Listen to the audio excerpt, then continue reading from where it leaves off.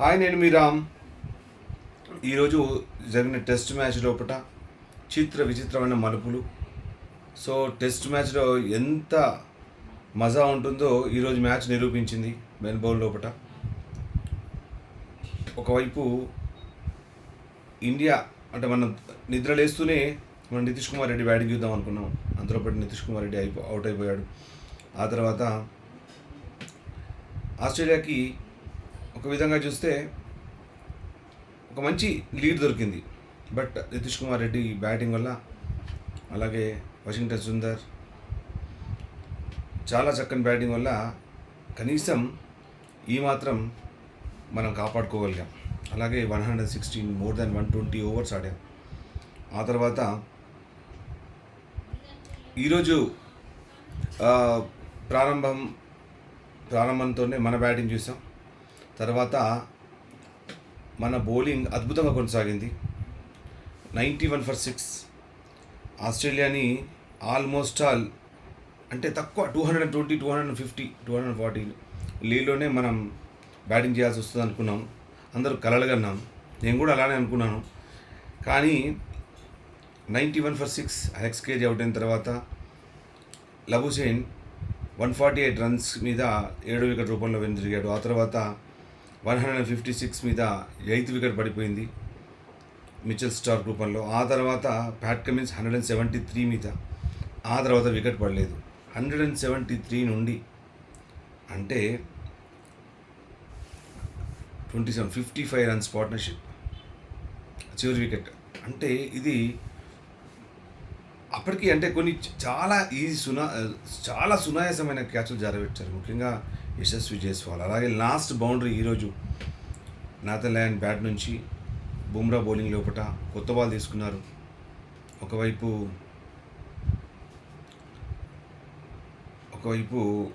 ఆకాశ్దీప్, ఒకవైపు బుమ్రా, అలాగే సిరాజుద్దీన్ కూడా అద్భుతంగా బౌలింగ్ చేశాడు. 22 ఓవర్స్.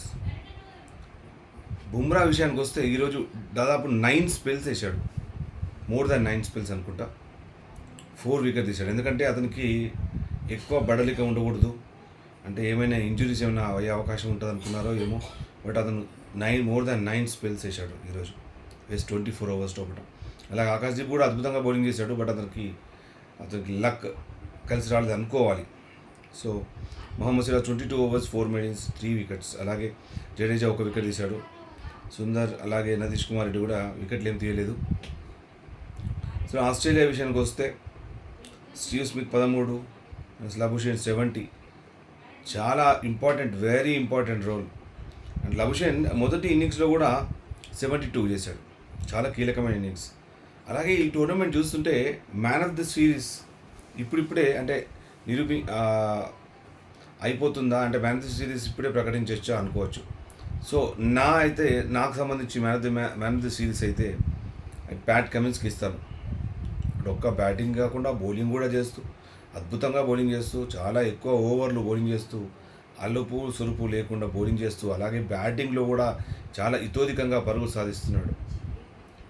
చాలా ఇంపార్టెంట్ రన్స్ అటు టీంకి సాధిస్తున్నాడు.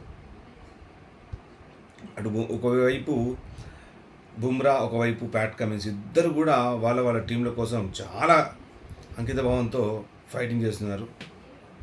సో మిగతా వాళ్ళు లేరని కాదు, బట్ మన పర్ఫార్మెన్స్ని బట్టి మనం చూస్తాం. పర్ఫార్మెన్స్ అయితే ఇద్దరు, ప్యాట్ కమిన్స్ ఇటు బుమ్రా, ఇద్దరు కూడా అంటే ప్యాట్ కమిన్స్ అటు బ్యాటింగ్ బౌలింగ్ రెండింటిలో, ఒక బుమ్రా అయితే ఒక బౌలింగ్లోనే అద్భుతంగా రాణిస్తూ హైయెస్ట్ వికెట్ టేకర్గా బుమ్రా, అలాగే హైయెస్ట్ రన్స్ గెట్టర్గా ట్రావెస్ హెడ్ ఉన్నారు ఇప్పటివరకు అయితే. ఆ తర్వాత ఇండియా విషయానికి వస్తే అటు నితీష్ కుమార్ రెడ్డి, అలాగే రాహుల్ ఉన్నారు. సో ఈ మ్యాచ్ గురించి అంటే ఈ మ్యాచ్ ఏమవుతుందో అంటే 270, 280 ఉంటే అక్కడ మనకు కొంచెం డౌట్ ఉండేది. సో ఈ రాత్రే మరి ఆస్ట్రేలియా ఏమన్నా ఆలోచించుకొని మార్నింగ్ లోపటే అంటే మనకు ఫస్ట్ బాల్ పడే లోపటే మరి ఇన్నింగ్స్ డిక్లేర్ చేస్తుందా అది కూడా తెలియదు. రవిశాస్త్రి అప్పుడే అన్నాడు, ఇప్పుడు డిక్లేర్ చేయకపోతే రేపు కూడా కొన్ని ఓవర్లు ఆడి అవుట్ అయితే ఓకే, అప్పటికే తప్పకుండా ఇండియా బ్యాటింగ్ చేయాల్సి వస్తుంది. అవుట్ కాకపోతే మాత్రం వాళ్ళు కొన్ని ఓవర్లు ఆడి డిక్లేర్ చేస్తారు అన్నాడు. అదే జరిగింది. అలాగే నిన్న నితీష్ కుమార్ రెడ్డి సెంచరీ సాధించిన తర్వాత అటు ఆనంద బాష్పాలు, అటు బాధ, సంతోషం కలిపిన ఒక వైరల్ వీడియో చూసాం. రవిశాస్త్రి ఏడ్చాడు, అందరూ అటు అటు మొత్తం అటు మెల్బోర్న్లో ఉన్న స్టేడియంలో ఎవరైతే ఇండియన్స్ ఉన్నారో అందరూ కూడా చాలా సంతోషపడ్డారు. అలాగే మనం కూడా చాలా సంతోషపడ్డాం. మన మన ఛానల్ తరపు నుంచి కూడా మనం అందరం కూడా అతనికి కృతజ్ఞతలు చెప్పాం. చాలామంది మోర్ దాన్ 200 మెంబర్స్ మీరు వీడియో చూశారు. I'm very thankful to you all. ఎందుకంటే మీరు వీడియో చూస్తున్నారంటే నాకు ప్రోత్సాహం. అలాగే మీరు లైక్ చేయకపోయినా, షేర్ చేయకపోయినా నేనైతే మిమ్మల్ని బలవంత పెట్టలేను, ప్రెషర్ చేయలేను. That is up to you. Because నాకున్న ఒక దృష్ట అంటే స్పోర్ట్స్, ముఖ్యంగా క్రికెట్ అంటే చాలా ఇష్టం. తర్వాత లాన్ టెన్నిస్ ఇష్టం. వింబుల్డన్ మీద కూడా చేస్తా. బట్ ఏంటంటే మీకు అంతా ఎక్కువగా అంటే టెన్నిస్ చూసేవాళ్ళు ఇండియాలో లేరు. But still I go for it. అలాగే ఈ మ్యాచ్ గురించి మాట్లాడదాం. సో పొద్దున్న లేచే వరకు ఇండియా బ్యాటింగ్ ఉంటుందా ఉండదా, అలాగే ఒకవేళ బ్యాటింగ్ ఉంటే వికెట్ పడిపోతే మళ్ళీ భయం. కాకపోతే ఆస్ట్రేలియా కూడా భయమే, ఎందుకంటే ఆస్ట్రేలియా ఇప్పటివరకు ఇన్నింగ్స్ డిక్లేర్ చేయలేదంటే కూడా భయమే. ఎందుకంటే ఇప్పటికే 333 రన్స్ చేయాలి. అది కూడా 5th డే మెల్బోర్న్ వికెట్ మీద బాల్ బౌన్స్ అవుతుంది, అనూహ్యమైన బౌన్స్. మరి ఇలాంటి సందర్భాల్లో ఇప్పటికి కూడా ఆస్ట్రేలియా డిక్లేర్ చేయలేదంటే ఎలా అంటే మన మీద ఇంకా వాళ్ళకు ఒక హోప్ ఉంది. అంటే ఇండియన్స్ మేబీ దే కెన్ చేస్. ఎందుకంటే సెకండ్ ఇన్నింగ్స్లో మన వాళ్ళు అద్భుతంగా ఆడతారని పేరుంది. సో ఎన్నో రికార్డ్స్ కూడా ఉన్నాయి. అలాంటిది మరి ఈరోజు కూడా, ఎందుకంటే నితీష్ కుమార్ రెడ్డి, వాషింగ్టన్ సుందర్ వరకు, అటు ఈవెన్ ఆకాశ్దీప్ కూడా తలో చేయగలుగుతారు. ముఖ్యంగా బుమ్రా, సిరాజ్ వాళ్ళు కూడా కనీసం 10 పరుగులు చేయగలిగే సామర్థ్యత ఉంది. సో అంటే ఇప్పటికి కూడా ఆస్ట్రేలియాకు ఒక విధమైన అపోహ ఉంది. అంటే ఇండియా గెలుస్తుందేమో, అంటే గెలివచ్చే అవకాశం కూడా ఉందేమో అనే ఉద్దేశంతో వాళ్ళు ఇంకా డిక్లేర్ చేయలేదు. ఎందుకంటే ఒకప్పుడు 91 for 6 ఉన్నప్పుడు అసలు ఇండియా గెలుస్తుందేమో, ఇండియా వెంటనే బ్యాటింగ్ చేసి అంటే ఇండియా గెలిచే అవకాశాలు ఉన్నాయేమో అనుకున్నాం. ఎప్పుడైతే ఇది 300 దాటిందో, అటు టార్గెట్ అనేది ఇంకా పెరుగుతూనే ఉందో, అప్పుడు either draw are Australia are ఇండియాకి అయితే చాలా తక్కువ అవకాశాలు ఉన్నాయి. సో ఎందుకంటే మనం పాజిటివ్గా ఆలోచించాలి అనుకుంటే ఓకే. బట్ ఇది 5th డే. ఇప్పటికీ దానిలో మొదటి టాప్ ఆర్డర్ లోపల చూస్తుంటే ఒక మ్యాచ్ ఒక ఇన్నింగ్స్ ఆడితే ఇంకో ఇన్నింగ్స్ ఆడట్లేదు, ఇంకో ఇన్నింగ్స్ ఆడట్లేదు. అలా ఉంది. రోహిత్ శర్మ ఓపెనింగ్ వస్తాడా, రాహుల్ ఓపెనింగ్ వస్తాడా, గిల్ కూడా లేడు. ముఖ్యంగా మనం ఆడుతున్నది పంత్ వరకే. పంత్ కూడా తనకి ఇష్టారీతిలో ఆడుతున్నాడు, అది ఇష్టమైన షాట్ కొడుతున్నాడు. అతను కూడా క్రీజ్ మీద ఎక్కువ ఫోకస్ చేయట్లేదు. విరాట్ కోహ్లీ పరిస్థితి మీకు తెలిసిందే, అవుట్ ఆఫ్ సమ్ వీక్నెస్. అలాగే రోహిత్ శర్మ గురించి ఇప్పటివరకు మీకు చెప్పాల్సిన అవసరం లేదు అనుకుంటా. నాకు తెలిసి 10 హైయెస్ట్ అనుకుంటా రోహిత్ శర్మది. సో ఇప్పటివరకు చాలా తక్కువ రన్స్ చేశారు ఇద్దరు, రోహిత్ శర్మ అటు విరాట్ కోహ్లీ. అంటే మనం అంటే ఇవి ఇంకా మిగతా వాళ్ళ మీదనే ఆధారపడి ఉండాలి. రాహుల్ కూడా అతను అంత గొప్పగా అంటే ఒక 100 చేసి మన ఇండియాని గెలిపించేంత సత్తాగా అయితే కనిపించట్లేదు ఇప్పుడైతే ప్రస్తుతం. ఫామ్ అయితే ఓకే 50-70 ఆ రేంజ్లోనే అతను ఆడుతున్నాడు. సో సెకండ్ ఇన్నింగ్స్ ఆడుతున్నప్పుడు ఇంకా కష్టం. ముఖ్యంగా స్టార్క్, ప్యాట్ కమిన్స్, అలాగే బోలాండ్, అలాగే మిచ్ మార్ష్, అలాగే నాథన్ లయన్ కూడా అంటే 4th ఇన్నింగ్స్లో నాథన్ లయన్ బౌలింగ్ ఆడడం అంత ఈజీ కాదు. అసలు నార్మల్గానే అతను ఆడడం కష్టం. అంటే అసలు 4th ఇన్నింగ్స్ ఆడడం చాలా కష్టం. ముఖ్యంగా రవీంద్ర జడేజా కూడా చాలా తడబడుతున్నాడు. ముఖ్యంగా నాథన్ లయన్ ఆడేటప్పుడు చాలా ఇబ్బంది పడుతున్నాడు. అసలు రన్స్ రావట్లేదు. పూర్తిగా బ్యాక్ ఫుట్లో ఆడే ప్రయత్నం చేస్తున్నాడు అతను. అది కూడా ఒక నెగిటివ్ పాయింట్గా అంటే నేను అబ్జర్వ్ చేశాను. ఒక వాషింగ్టన్ సుందర్ కూడా చూడండి, అతను చాలా వెయిట్ చేసి లాస్ట్ ఒక బాల్ ఆడాడు. సో అది ఆడాల్సిన పరిస్థితి కల్పించాడు నాథన్ లయన్. స్ట్రిప్లో అద్భుతమైన క్యాచ్ తోటి అటు వాషింగ్టన్ ఇన్నింగ్స్ తెరపడింది. సో ఆ తర్వాత ఇండియన్ బౌలర్ చాలా శ్రమ పడ్డారు. కానీ చివరి వికెట్ తీసుకోకపోవడంతో అసలు ఒక నమ్మకం కోల్పోయినాం మనం. పూర్తిగా ఎట్లా తయారైందంటే 156 for 8, అలాగే 173 for 9. అప్పుడు ప్యాట్ కమిన్స్ అంటే 64.1 ఓవర్స్లో, తర్వాత 64.1 అంటే దాదాపుగా 16 overs ఆడారు ఇద్దరు కూడా. సో ఇప్పటికీ వాళ్ళు అవుట్ అయ్యే అవకాశం కనిపించట్లేదు. ఎన్నో క్యాచ్లు జారవిడ్చారు. చాలా భయంకరమైన స్లిప్ క్యాచెస్, చాలా ఈజీ క్యాచెస్, సునాయాసమైన క్యాచ్లు కూడా డ్రాప్ చేశారు. సో దానివల్ల కూడా అటు స్కోర్ పెరిగిపోయింది, అలాగే పార్ట్నర్షిప్స్ పెరిగిపోయాయి. అలాగే ఒకసారి అవకాశం రావడమే ఎక్కువ, అలాంటి 2-3 సార్లు అవకాశాలు వచ్చాయి బ్యాట్స్మెన్స్కి. సో అలాంటి సందర్భాల్లో ఇక్కడ ఇండియా కొంచెం ఒక విధంగా బ్యాక్ ఫుట్లోనే ఉన్నట్టుగా మనం అనుకోవాలి. అలాగే చాలా విరాట్ కోహ్లీని మీరు చూసాం ఈరోజు మ్యాచ్ లోపల. విరాట్ కోహ్లీ చాలా ఉత్సాహంగా కనిపించాడు. అంటే ఉత్సాహపరుస్తూనే ఒక క్యాప్టెన్ లాగా బిహేవ్ చేశాడు. ఈవెన్ కామెంటేటర్స్ కూడా అదే మాట మాట్లాడారు.